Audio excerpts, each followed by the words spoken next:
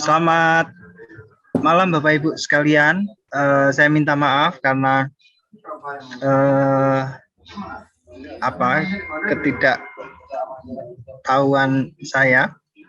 Oke, kita mulai saja. Mungkin sebelum kita masuk dalam paparan dari Pak Junifris Gultom, mungkin kita bisa menyimak sedikit bahwa ini adalah sebuah usaha kita untuk penegasan dan afirmasi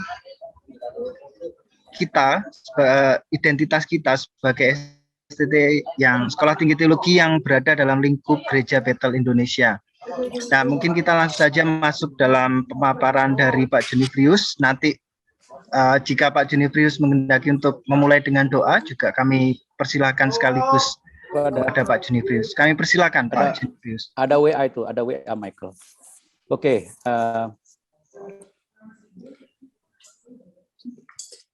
Baik.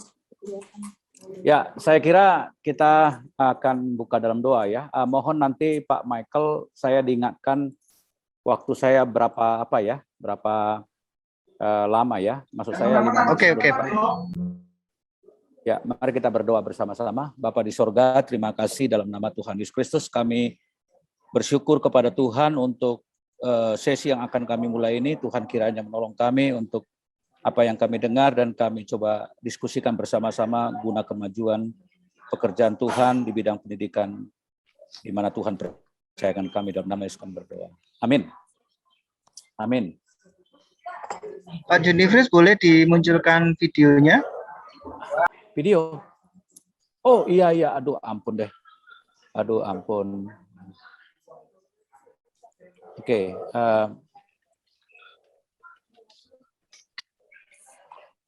Ya, saya akan, apa sudah mulai Pak Michael? Iya Pak, kami persilakan. Ya, ini ada suara kendaraan. Ya, baik teman-teman, waktu kami membicarakan acara ini, ya, saya memang waktu itu mengusulkan supaya track di teologi ada gitu ya, mengingat karena kita memang punya unit yang sedikit banyak berbeda dengan unit-unit yang lain ya. Nah, ketika kita bicara mengenai pendidikan masa depan, maka saya menginterpretasikannya juga terkait dengan konsolidasi kita di dalam mengantisipasi perubahan yang ada di diskursus berteologi di dunia ini ya. Nah, kalau kita cermati bahwa di dunia sekarang sudah paling tidak sudah ada 3 ciri yang mencirikan sekolah-sekolah teologi yang terbuka dengan kesadaran dunia yang sudah mulai mengglobal, dunia yang memasuki postmodern, dan dunia yang sudah masuk kepada sebuah penegasan tentang identitas mereka. Nah, tiga kata kunci yang sekarang lagi digandrungi di seluruh sekolah-sekolah teologi yang established, yaitu pendekatan komparatif, pendekatan konstruktif, dan pendekatan post-liberal. Nah, itu Eropa sekarang sudah bosan dengan liberal, ya, teologi liberal itu sudah ditinggalkan. Nah, post-liberal itu kalau Anda googling itu sebenarnya sekarang lagi ngetren itu ya, atau yang disebut dengan teologi narasi. Nah, kemudian pendekatan konstruktif adalah pendekatan yang makin hari menyadari bahwa kita tidak bisa tidak ada kena-mengena dengan banyak tradisi-tradisi, bahkan suara-suara yang termarginalkan, dalam hal ini perempuan, dunia ketiga, lalu kemudian bisa termarginalkan dalam warna kulit, kelas sosial, gender, dan segala macam itu untuk diinkludkan di dalam percakapan teologi. Dan itu artinya makin melihat bentuk estetik dari teologi itu sendiri bukan sekedar untuk bicara kebenaran yang diklaim sebagai universal. Kemudian pendekatan komparatif adalah sebuah pendekatan yang mulai memikirkan bahwa kita harus memiliki semacam kejujuran untuk bisa ada di dalam sebuah keberanian berdialog dengan banyak tradisi-tradisi agama lain gitu ya. Nah, mendengarai soal itu, maka kita juga di sekolah-sekolah teologi mau tidak mau kita harus berpikir tentang apa yang harusnya kita gumuli di dalam konsolidasi kita di sekolah teologi pada masa sekarang ini ya. Nah, dunia sekarang sedang memasuki sebuah zaman di mana mereka sebuah zaman di mana mereka tidak lagi percaya dengan grand narasi, yaitu suatu narasi yang dianggap kamu tidak tahu apa-apa, sayalah yang punya jawaban terhadap doktrin yang so-called itu ya standar gitu. Nah, dengan background semacam itu, maka sekarang penegasan terhadap identitas itu menjadi sebuah keniscayaan di dalam pendidikan sekolah-sekolah teologi ya.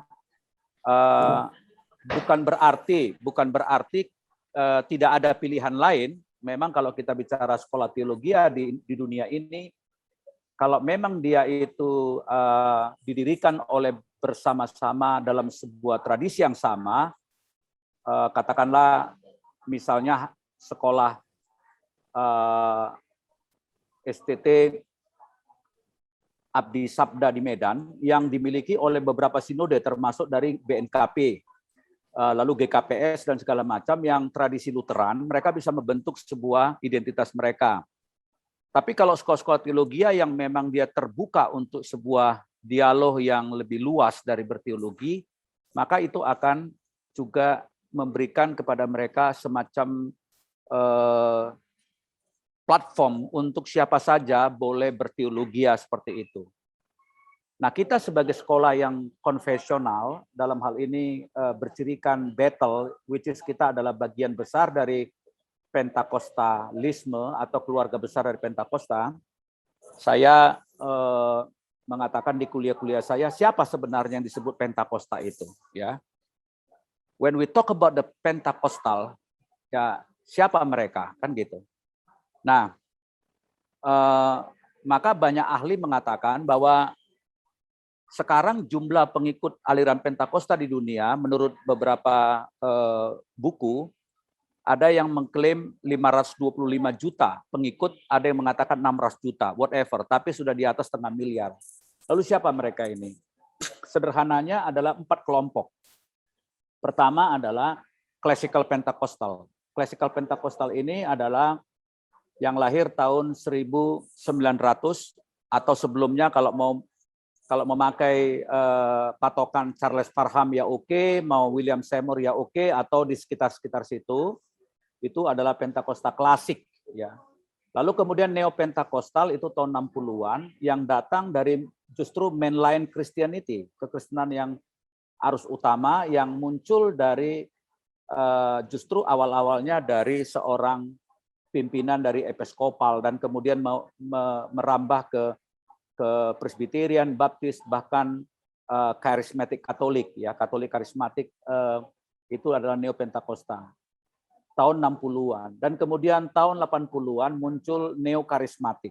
Neokarismatik ini adalah kelompok yang ditengarai oleh Peter Wagner, John Wimber, dan kawan-kawan dengan slogan New Apostolic Movement atau gerakan apostolik yang baru gitu ya.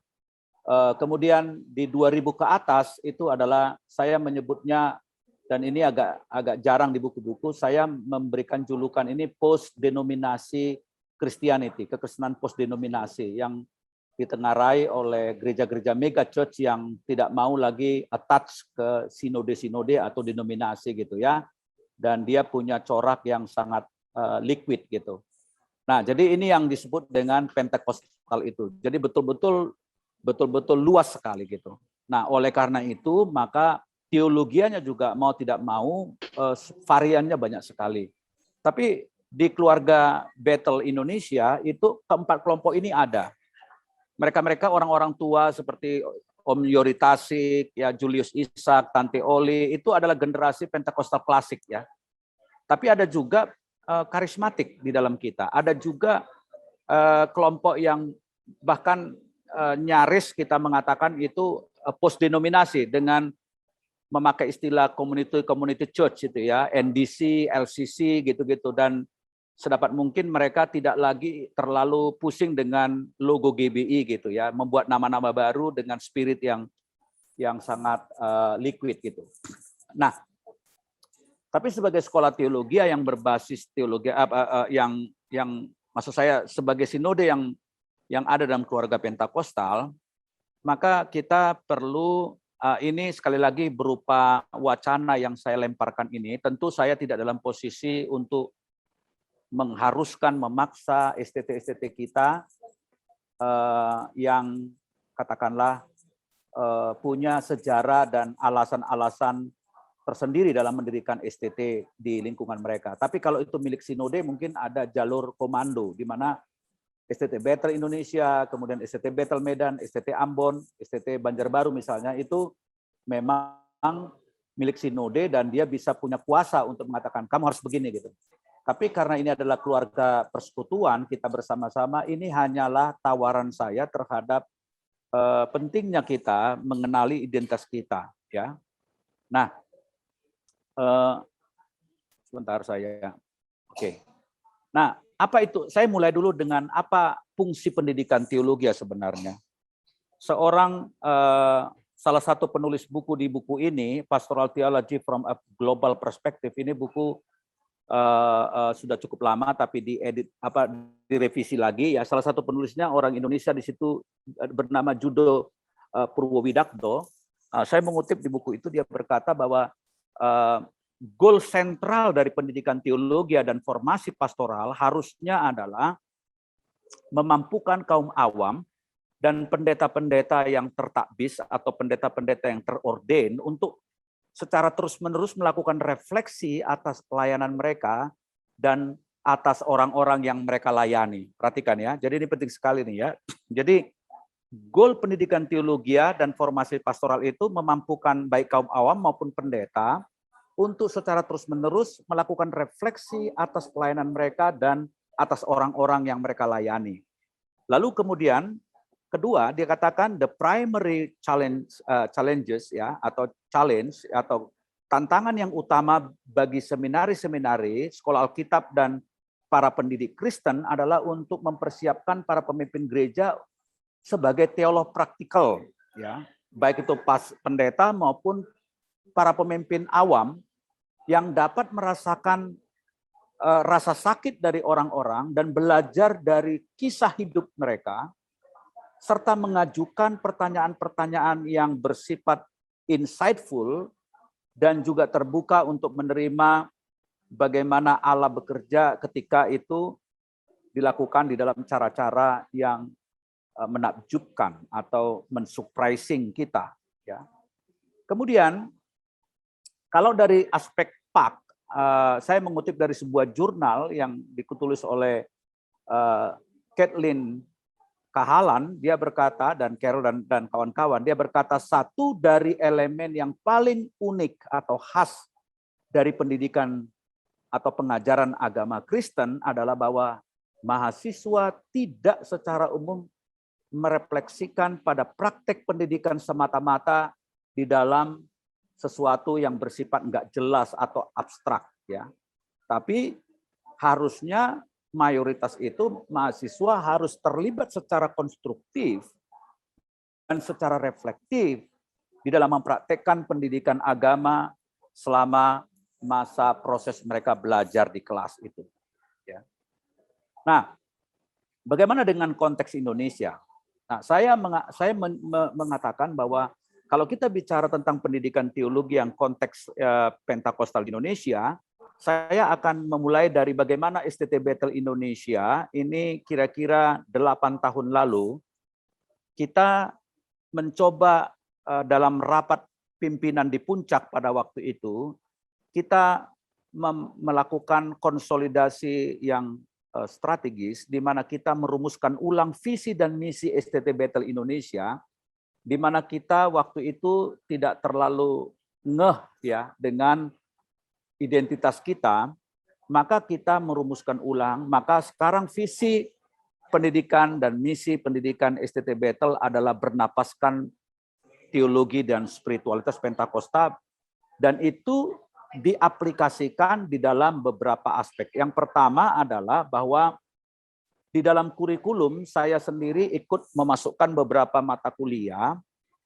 Jadi walaupun kita punya mata kuliah yang bersama-sama dengan STT sama, atau kita mengenalnya juga, kita memiliki apa yang disebut dengan mulok yang partikular di sekolah kita. Tapi bagi saya mengusulkan 3 aspek. Yang pertama adalah aspek ada mata kuliah yang terkait dengan Pentakostalisme. Misalnya di kita ada Teologi Pentakosta, Spiritualitas Pentakosta, organisasi GBI, kemudian ada juga Pentecostal and Global Christianity, ya, Pentakostalisme dan kekristenan global, ya. Lalu masih ada lagi diskusi-diskusi sekitar itu. Nah, yang kedua, kita memasukkan itu bukan hanya mata kuliah yang bunyinya seperti itu, tetapi juga di dalam forum-forum diskusi dosen dan juga rapat-rapat dosen, saya mengingatkan teman-teman, saya kelupaan satu lagi mata kuliah lagi, yaitu hermeneutik Pentakosta. Ya, hermeneutik Pentakosta. Kebetulan kemarin kami berdua, saya dengan Bu Gerneda, memberikan sesi ini di semua pejabat BPD dan juga luar negeri untuk hermeneutik Pentakosta ini. Nah, kalau Anda mau, videonya ada, rekamannya ada, atau nanti kami kalau memang Anda mau, untuk kami bisa dengan Bu Gerneda, kami berdua bisa membagikan ini di STT Anda, kami bisa membagikan itu, karena itu penting sekali. Apa yang disebut dengan hermeneutik Pentakosta, ya.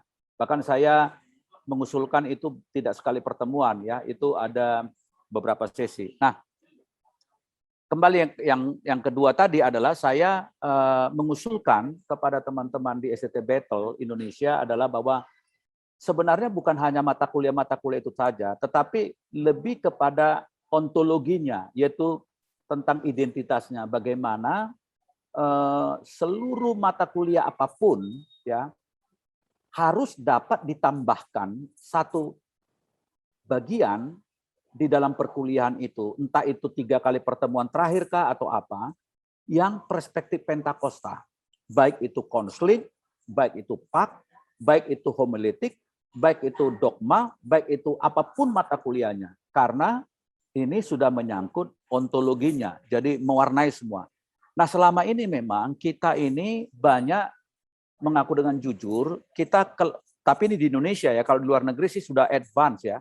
Kita di Indonesia kekurangan buku-buku yang ditulis oleh orang-orang Pentakosta tentang mata kuliah apa saja. Sehingga kita rely on BPK Gunung Mulia, lalu kemudian buku-buku yang dari Reform, ya, dari I3, dari Saat, dan segala macam, yang kalau tidak dosen-dosen punya kemampuan untuk melihat secara luas di luar sana, dia tidak akan bisa memberikan kontras atau penambahan distingsi dari perspektif Pentakosta terhadap mata kuliah itu. Nah, ini sesuatu yang menurut saya, keresahan saya secara pribadi ya, karena bagi saya sudah melihat itu udah sangat advance di luar sana, orang-orang Pentakosta menulis dari semua bidang.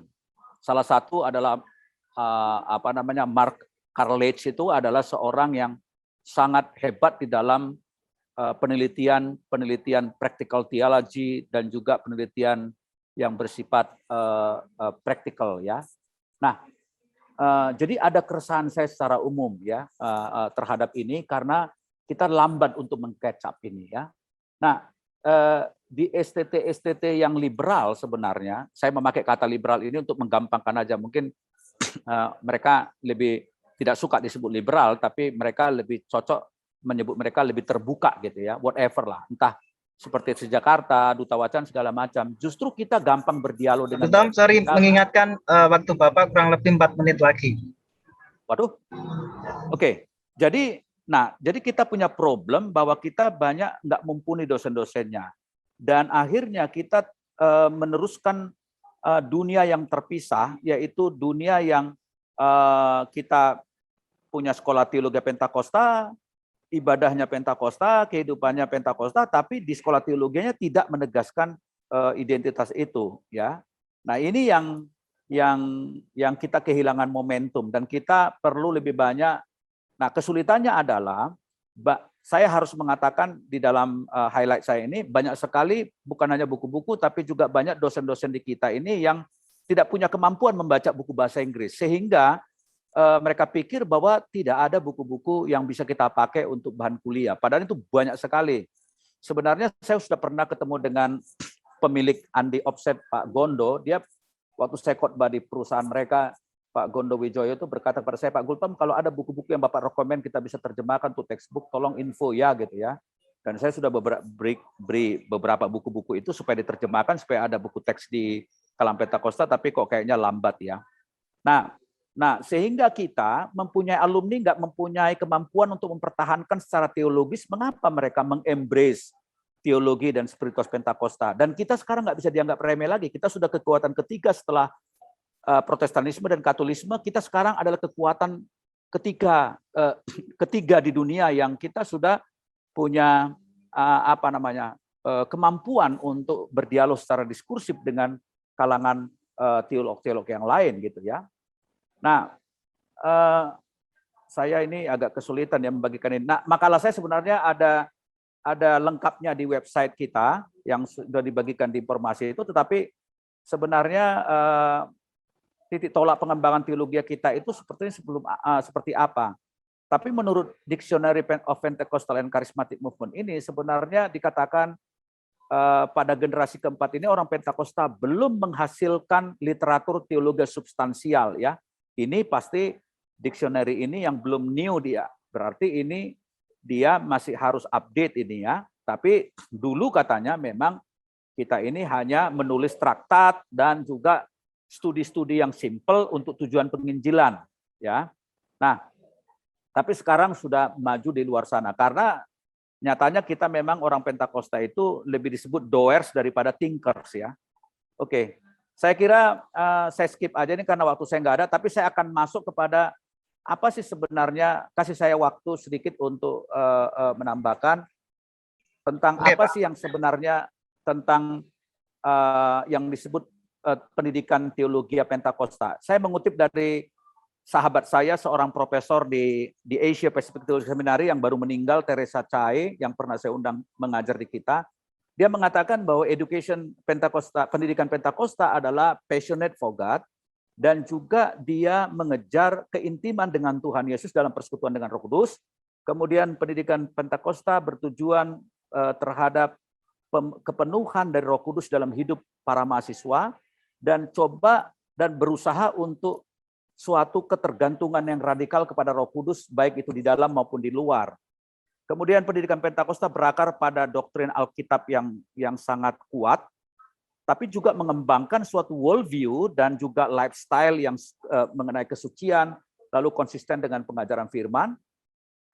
Kemudian juga dia mengatakan bertujuan untuk pelayanan bukan hanya akademis, tapi juga ada keseimbangan di situ, dan juga terrefleksi di dalam integritas dalam semua area tanggung jawab dan pelayanan.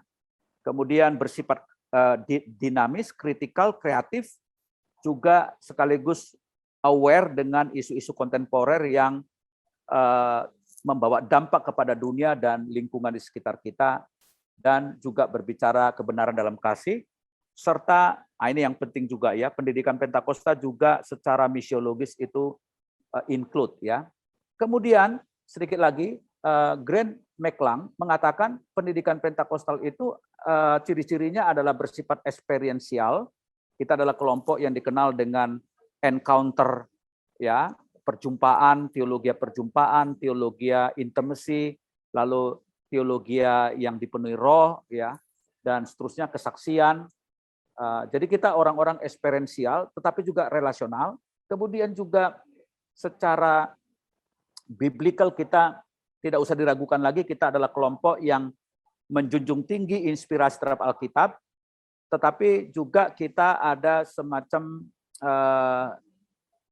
keurgenan terhadap natur kita yang begitu fokus terhadap prioritas penginjilan, meskipun bukan berarti kita mengekskluding isu-isu sosial di dalam hal ini kalau kita menginjil, lalu kemudian bercirikan agresif dan berani dalam pendekatannya, lalu kemudian interdependen, baik itu di dalam kelompok-kelompok yang beragam dari Pentakosta karismatik dan kaitannya atau hubungannya dengan gereja-gereja yang lebih tua dan juga usaha-usaha misi mereka, serta kita adalah kelompok yang memang agak sulit terprediksi yang terkait dengan masa depan.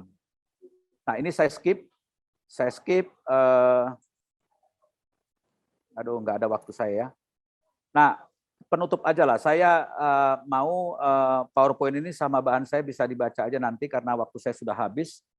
Tapi yang saya mau katakan adalah sebenarnya teologia Pentakosta itu bukan hanya 4 or 5 fold gospel atau Injil 4 rangkap atau 5 rangkap yang kita kenal.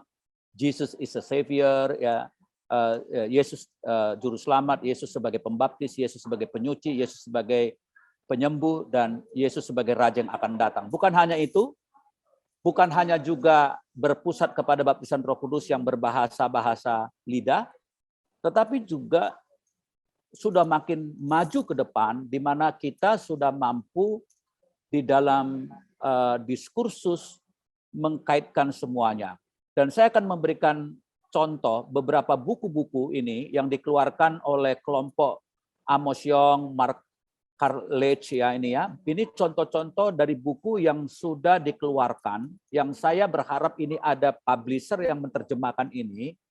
Misalnya untuk teologi praktika, ini contoh buku The Mediation of the Spirit, Why Intervention in Practical Theology Pentecostal Manifesto Series. Ini buku waktu saya baca, saya sangat-sangat exciting sekali buku ini ya. Kemudian bidang etika dan dogmatika ada Nimi Wariboko, The Pentecostal Principle, Ethical Methodology in the New Spirit. Di bidang teologi sistematik ada Stephen Student Baker, From Pentecost to the Triune God, A Pentecostal Trinity and Theology. Lalu kemudian di bidang hermeneutik ada Craig Kinner yang menulis Spirit Hermeneutics. Ini hanya contoh sedikit ya, tentu banyak sekali ya yang kita bisa lihat ya di dalam buku-buku yang berbahasa Inggris ya.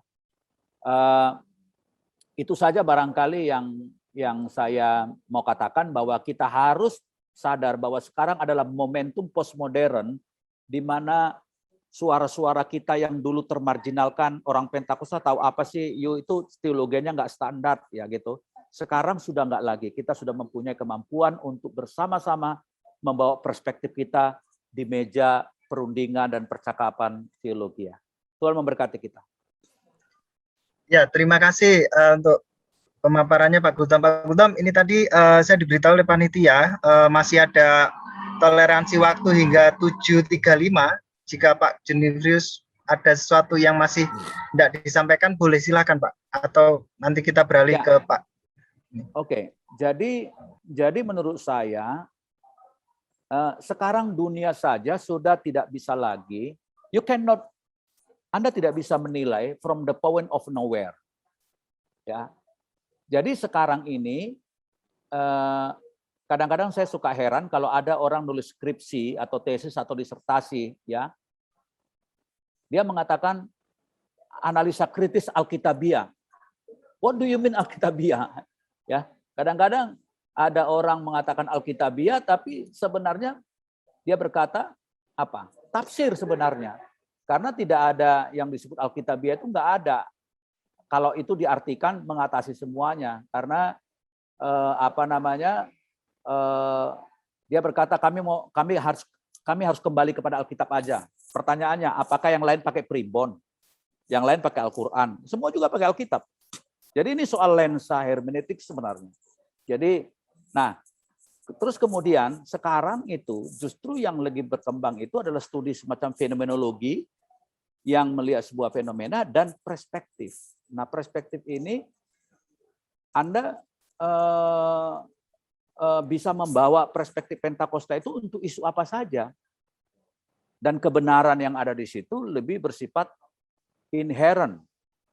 Ya, jadi bukan oh saya punya pandangan begini, kamu salah seperti ini, ya. Saudara tahu nggak bahwa kita sadar nggak sadar kita memasuki dunia postmodern, ya. Postmodern itu dengan modern itu bedanya begini. Kalau modern itu banyak jalan menuju Roma, itu modern. Tapi postmodern banyak jalan-jalan menuju Roma-Roma. Nggak ada lagi yang namanya center, itu nggak ada. Center nggak ada lagi. Yang ada adalah partikularitas. Dan sekarang sebuah isu itu didekati dengan banyak perspektif. Disinilah letaknya orang-orang Pentakosta sekarang punya momentum, ya, yang kita lihat. Jadi bagaimana supaya lulusan kita mempunyai kemampuan bukan hanya mempertahankan identitasnya, tapi juga menjaga martabat keilmuan teologi bersama dengan istilah lain. Hal ini bukan tanpa masalah di kemudian hari. Sebagaimana hal ini akan terjadi pada semua disiplin ilmu yang terfragmentasi tanpa pusat, membuatnya akan terjebak pada justifikasi kebanggaan akan subjektivitas pengalaman dan narasi. Jadi maksudnya itu yang dikatakan di dalam kesimpulan saya ini, yang kalimat baru saya bacakan ini adalah memang tetap ada problem terhadap mereka yang mengover atau memblock up identitas mereka. Tapi yang saya maksudkan bukan berarti kita tidak mendengar dan tidak belajar dari perspektif global, ya. Tentu yang dimaksudkan itu bukan meninggalkan tradisi kita untuk kita punya perspektif konstruktif atau demi dialog, enggak, ya. Pada sisi yang lain, kritik-kritik terhadap teologi kontekstual justru di sini mengemuka. Kontekstualisasi itu muncul karena pemberontakan kepada teologi Barat, tetapi setelah postkolonial, teologi Asia dan Afrika mulai muncul, tapi kemudian ada jatuh ke ekstrim yang lain, yaitu membesar-besarkan konteks, sampai lupa bahwa kita ada dalam sebuah dunia yang sudah global, ekomunis, dan itu tidak memanggil kita untuk memperhatikan aspek itu pula, ya. Tapi yang paling penting adalah bagaimana supaya sekolah-sekolah aliran Pentakosta ini, ya, bisa kembali kepada identitasnya, mempertegas ulang identitas kita dengan menata ulang visi dan misi sekolah kita, kemudian juga kurikulum kita, kemudian juga dalam seluruh kehidupan proses belajar. Jadi tadi saya mengatakan yang kami lakukan 3 hal di STB Indonesia dan masih berlangsung sekarang. 1 kurikulum, yang kedua itu satu visi dan misi, yang kedua dalam kurikulum mata kuliah, dan yang ketiga dalam kehidupan dosen dalam hal mengajar, ya. Jangan sampai kita tidak dosen-dosen yang punya teologi dan spiritual Pentakosta. Yang saya sedihkan adalah justru teman-teman kita yang aliran Pentakosta ini ketika mereka belajar teologi di sekolah-sekolah Injili, akhirnya mereka malah mengkritik, ya, spiritualitas dan teologi Pentakosta, menjelek-jelekkan kita, apa itu bahasa lidah, apa itu mujizat, apa itu gini. Nah, ini berbahaya sekali, ya. Tapi kalau ada orang-orang Pentakosta di sekolah-sekolah liberal, ya, artinya sekolah yang lebih terbuka maksud saya, seperti di Jakarta, Duta Wacana, justru mereka makin bangga terhadap identitas mereka. Dia mengatakan semakin saya belajar di sekolah-sekolah itu, semakin saya bangga sebagai orang Pentakosta. Kenapa itu bisa terjadi?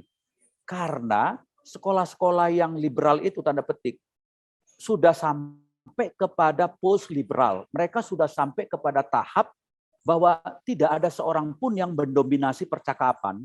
Semua partikularitas itu harus diberi tempat dan dihargai. Nah, cuman bagaimana 1 menit lagi, Pak Guru. Ya. 1 menit lagi. Ya, jadi saya kira itu aja lah, ya. Saya kira itu aja Pak Michael yang bisa saya sampaikan. Mungkin nanti dari tanya jawab aja kita akan banyak diskusi mengenai hal ini, ya. Minta maaf kalau saya tadi cepat-cepat gini karena waktu yang tidak memadai. Terima kasih, Tuhan berkati. Baik. Terima kasih untuk pemaparannya sekali lagi, Pak Guru Tom. Kita langsung saja, Bapak Ibu, kita beralih ke tanggapan dari Pak Hendrik Timadius. Langsung kami persilakan Pak. Terima kasih Pak Mike, terima kasih Pak Gultom. Saya langsung saja ke dengan waktu 10 menit ya, saya akan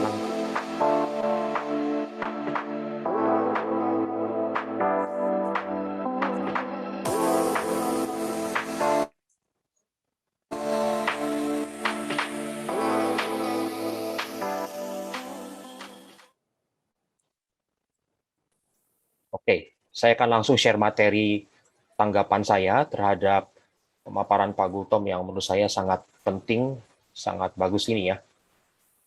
Jadi tesis utama dari Pak Gultom tadi adalah bahwa sebagai di dalam pendidikan teologi Pentakosta sebagai institusi penyelenggara pendidikan Pentakosta, teologi Pentakosta, kita tidak cukup hanya sekedar untuk menambal sulam, menambah-nambahi muatan lokal, supaya kita disebut menjadi institusi yang mengajarkan teologi Pentakosta. Tapi lebih dari sekedar itu, perubahan itu harus terjadi secara ontologis yang akan merembesi kepada seluruh pengajaran, penelitian, pengabdian masyarakat, kepada seluruh mata kuliah yang ada, meskipun mata kuliah itu mungkin nggak disebut secara spesifik sebagai Pentakostal gitu ya. Nah, dan saya rasa itu suara yang sangat urgent yang perlu kita dengarkan dan kita tindak lanjuti hari-hari ini. Nah, jadi dari apa yang Pak Gultom katakan tadi, saya mau mengafirmasi dua hal ya. Yang pertama bahwa nilai Pentakosta itu harus merembes, ya harus mengkamiri kepada seluruh bidang yang ada di dalam institusi tersebut gitu ya. Nah, tadi Grant McClung bilang bahwa Pentakostal itu unpredictable as to the future. Ya, saya sepakat gitu ya. Alkitab katakan pneuma atau angin itu tidak tahu kemana berembus, roh itu tidak tahu kemana berembus. Roh adalah satu pribadi yang dinamis, dia dapat bergerak kemanapun dia mau gitu ya. Nah, jadi kalau dikatakan apa yang perlu merembes secara ontologis kalau kita ngomongin sebuah institusi yang mengajarkan teologi Pentakosta. Bagi saya nilai itu adalah yang namanya play atau playfulness ya. Kelihatannya kayak bermain, tapi ini bukan main-main ya. Play atau playfulness adalah roh dari teologi Pentakosta menurut Wolfgang Pondi. Jadi di dalam nilai play ini ada semangat berimprovisasi, semangat untuk fleksibel, semangat di dalam keceriaan, antusiasme, menghidupi dan secara afektif gitu ya, secara doktrinal, bagaimana kehidupan seorang insan Pentakosta itu bisa engage, bisa berpaut dengan realitas kehidupan, bisa berpaut dengan dunia, gitu ya. Bukan hanya melalui doktrin saja, tadi yang Pak Jun bilang benar tuh, teologi Pentakosta bukan hanya sekedar fivefold atau fourfold gospel gitu ya, itu hanya narasi ya. Tapi jadi cara bagaimana insan Pentakosta itu engage dengan dunia itu tidak hanya lewat doktrin ya, tapi juga secara material, secara jasmani, secara rohani, secara estetis, secara moral dan secara sosial. Dan itu hanya bisa dicapai kalau nilainya adalah play tadi ya, kefleksibelan, improvisasi, keceriaan, antusiasme gitu ya. Nah, ini yang dikatakan oleh Wolfgang Pondi. Dan bagi saya play tadi itu akan membuat insan Pentakosta siap untuk sebuah momen disrupsi. Dari kemarin tema conference kita ini tentang disrupsi kan ya, gitu ya. Nah, spirit yang namanya play tadi menurut saya itu komponen yang sangat krusial bagi insan Pentakosta, sehingga sebenarnya dia tidak punya alasan, aduh saya nggak siap, atau saya kaget. Atau tadi dikatakan di dalam presentasi Pak Mark McClendon gitu ya, gereja selalu terlambat hanya mengikuti dan meresponi tren gitu. Nah, kenapa begitu? Karena sesungguhnya pencurahan Roh Kudus sendiri adalah sebuah disrupsi. Jadi by nature, secara hakikat orang Pentakosta itu hidup di dalam realm atau alam yang terdisrupsi gitu ya. Nah, kita lihat bagaimana dampak dari disrupsi itu di Yerusalem 2000 tahun yang lalu. Salah satunya adalah bangkit sebuah komunitas yang belajar dengan paradigma yang baru. orang-orang yang belum dipenuhi Roh Kudus pada waktu itu mereka belajar ada di sinagog-sinagog, mereka selalu merefer ke Taurat, ke Nevi'im, tulisan-tulisan para nabi, dan mereka belajar dari tulisan itu, gitu ya. Tetapi setelah pencurahan Roh Kudus, kita tiba-tiba melihat sebuah komunitas yang belajar dari pengajaran Rasul, sebuah tradisi oral, tradisi lisan, gitu ya, yang tidak lagi bertumpu kepada Torah dan Nevi'im, gitu, tetapi yang bertumpu kepada tradisi oral. Apa yang rasul-rasul katakan ketika mereka bersama-sama dengan Yesus, ya, membagi hidup dan ajaran, menyaksikan apa yang Yesus ucapkan dan yang Yesus hidupi. Dan bagi saya, disrupsi yang seperti ini dampaknya adalah belajar dengan paradigma baru, ya. Dan ini luar biasa. Dan salah satu konfirmasi, ya, ini Amos Yong tulisan Bunga Rampai ini tahun 2014. Jadi kalau saudara coba tahu, ini ditulis 7 tahun yang lalu. Ini ditulis bukan pada masa pandemi, ya. Tulisan ini ditulis 7 tahun yang lalu. Dia bilang begini, dia lagi bilang bahwa teknologi online itu adalah kayak berbagai bahasa lidah Pentakosta, menghadirkan pendekatan pedagogi yang pluralistis bagi pendidikan teologi yang harus difasilitasi lewat teknologi online. Jadi bagi Amos Yong, teknologi online yang merupakan disrupsi bagi sebagian orang, seharusnya bagi orang-orang Pentakosta, kita insan Pentakosta adalah kesempatan untuk menghadirkan paradigma baru, pendekatan pedagogi yang pluralistis, yang mendengarkan berbagai suara.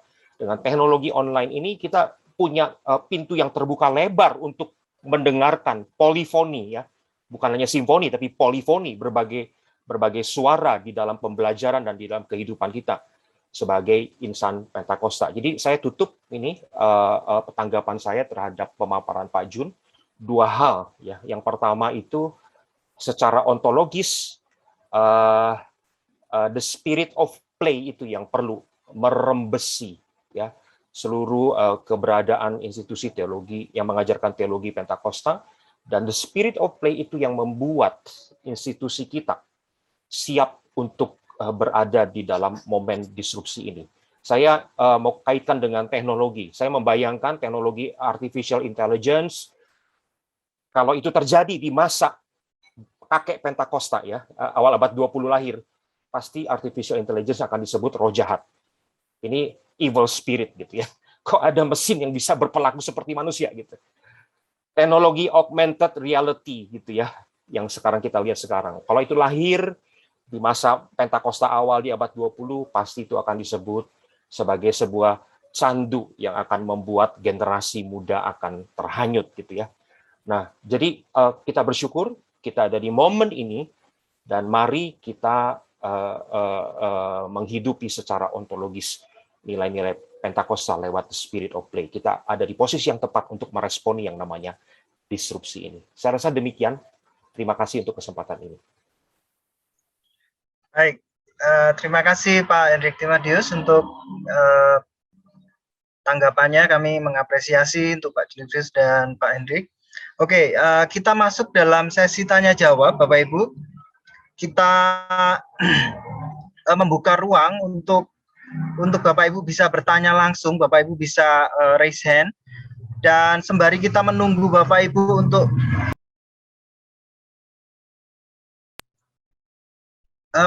raise hand, sudah ada pertanyaan yang masuk di chat room.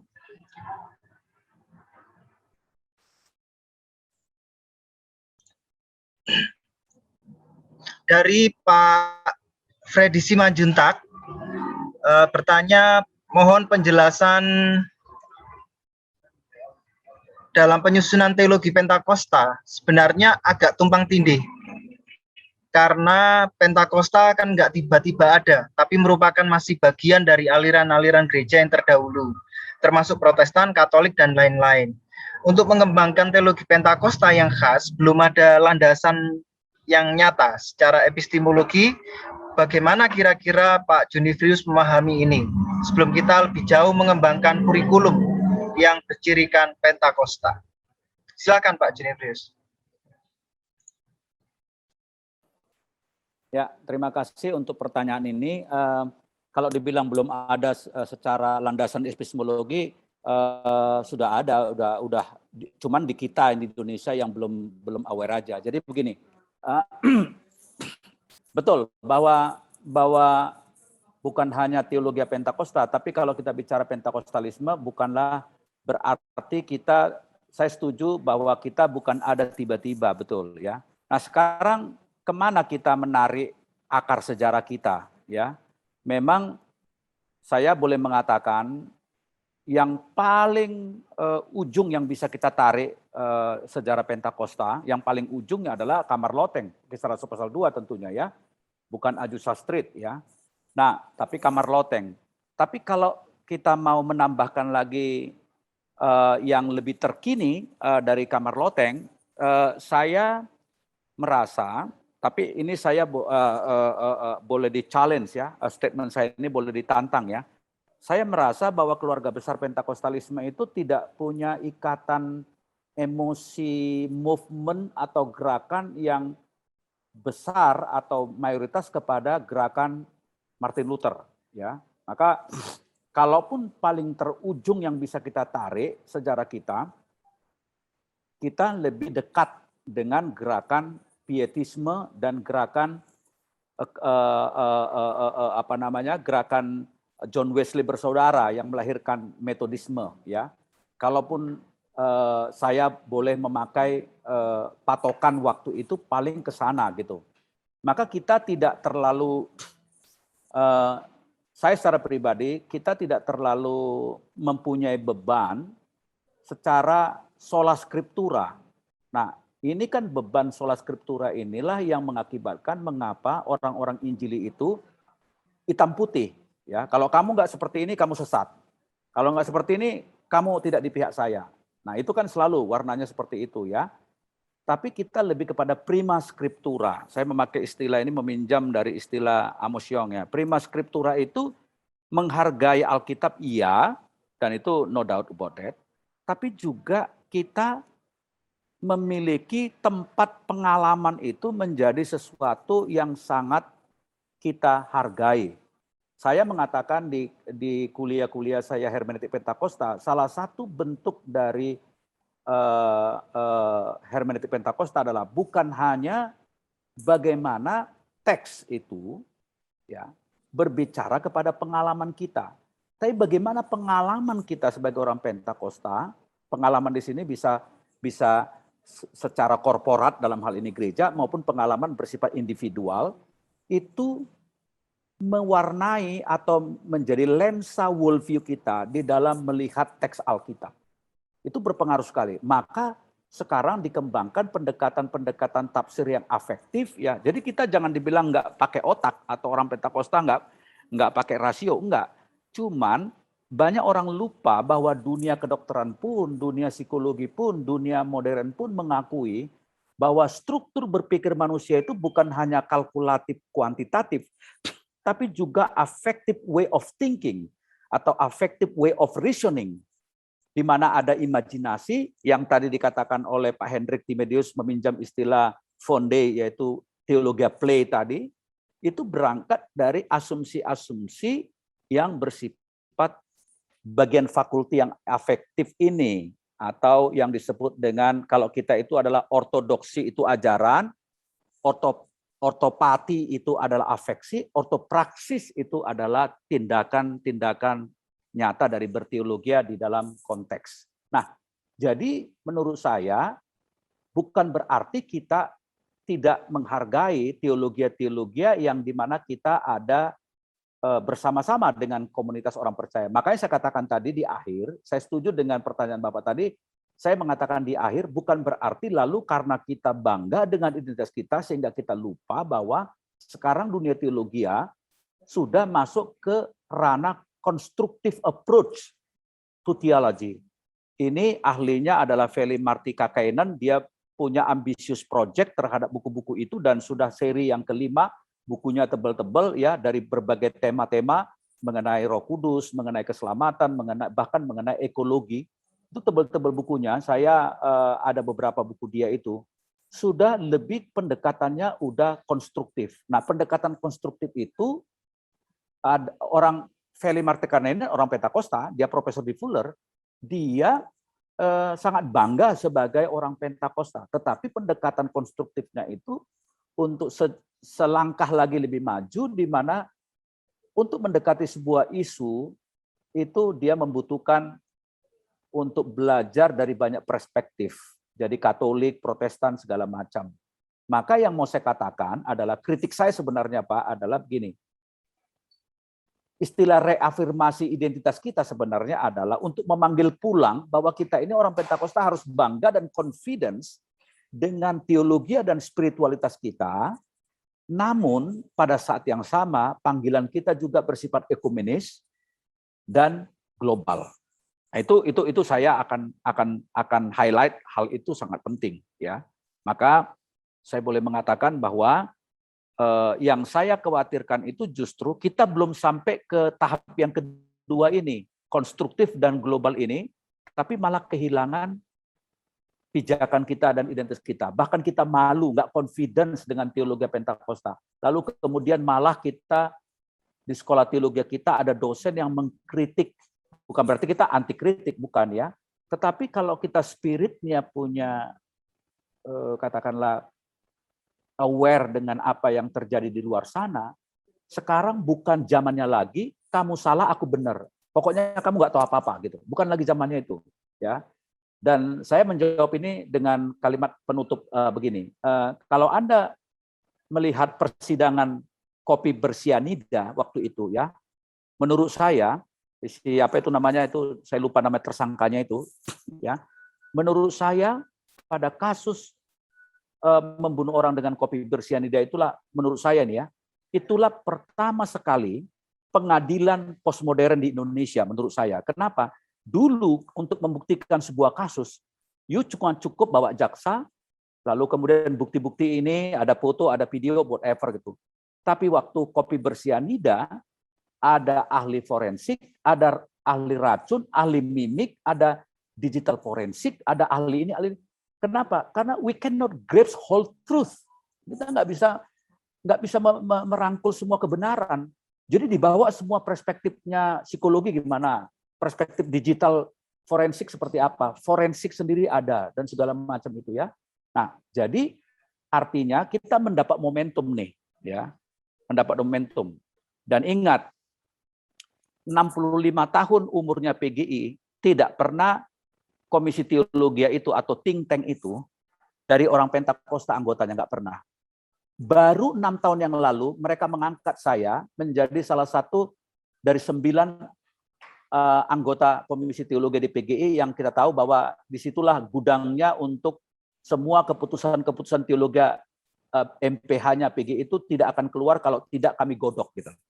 Nah, kenapa saya di-include-kan? Karena mereka sadar bahwa selama ini cuma ada orang Calvinis di situ, Lutheran di situ, Baptis mungkin atau whatever gitu ya. Tapi mereka sudah mengatakan kita perlu mendengar dari suara Pentakosta. Kadang-kadang saya kalau sibuk saya mengatakan, Pak lanjut aja rapat, saya nggak usah ikut karena ada kesibukan. Mereka mengatakan kita tunda aja Pak. Kenapa? Karena kita perlu dengar dari perspektif Pentakosta. Yang kedua, saya pernah menguji disertasi di STT Jakarta. Karena mereka ingin topik ini juga ada yang melihatnya dari perspektif Pentakosta. Saya pernah juga kuliah umum di STT Jakarta. Saya juga pernah kasih kuliah umum di Duta Wacana. Kenapa? Mereka itu sudah dalam posisi adanya keterbukaan luar biasa. Kok kita yang malah Pentakosta sendiri malah kehilangan identitas? Nah ini yang saya heran gitu loh ya. Itu yang nggak tahu saya ini menjawab apa tidak pertanyaan ini ya. Begitu Pak Michael. Ya, terima kasih Pak Junid Gultom dan juga respon dari Pak Freddy. Bapak Ibu rupanya waktu kita sudah habis. Saya berterima kasih untuk Pak Junifrius dan Pak Hendrik Timadius untuk pertemuan yang singkat tapi cukup memberi insight ini. Dan juga terima kasih untuk rekan-rekan yang lain. Tuhan memberkati kita semua dan kiranya Pak Michael, sorry saya potong dulu interupsi. Jadi nanti ditolong dipoto ini ya sebelum tutup dan sebelum gabung ke utama. Mungkin gini, saya sedikit 1 menit aja bicara kesimpulan, maksudnya follow up dari pertemuan ini. Kalau saya boleh mengajukan ya. Sekali lagi ini saya sifatnya bukan komando ya, karena kita lembaga persekutuan. Saya sangat aware sekali dengan keunikan estetik kita masing-masing. Kalau memang teman-teman misalnya menyadari bahwa isu ini penting ya, Anda tidak harus setuju dengan saya tentunya pada ceramah saya ini. Boleh tentu ada hal-hal yang tidak setuju, tidak apa-apa. Tapi kalau memang ini sesuatu yang menarik ya, mungkin nanti kita dari beberapa STT ya, saya tidak merasa tahu semuanya tentang isu ini. Barangkali nanti dari tiap-tiap STT bisa mengutus utusannya, kita bicara tentang seandainya ini sesuatu yang penting, ya kita bikin konsolidasi dan cara-cara bagaimana kita untuk melakukan katakanlah penegasan ulang terhadap identitas kita di sekolah kita masing-masing. Itu yang saya ingin ya. Jadi ada follow up-nya nanti ini. Terima kasih. Baik. Ya, saya juga mohon maaf ada satu pertanyaan dari Pak Yusafat Mark Susanto. Nanti kita mungkin akan Pak Junifris, saya akan teruskan pertanyaan Pak Yusafat supaya Pak Junifris bisa merespon via WA ya. Kita akhirnya mengakhiri sesi ini dan saya kembalikan kepada MC untuk memberikan pengumuman seputar acara besok. Terima kasih, Tuhan memberkati kita semua.